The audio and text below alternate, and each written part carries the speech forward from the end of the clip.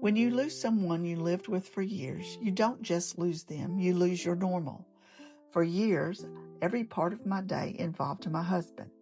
Meals, medicine, appointments, evening talks before bed. That routine became my identity. It wasn't glorious, but it was our life together. Then after he died, everything stopped. The routines disappeared overnight.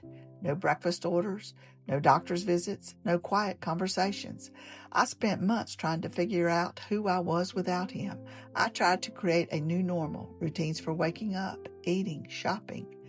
But grief doesn't follow a schedule. Some days I managed. Some days I completely fell apart. And even now, there's one part that still breaks me. Bedtime.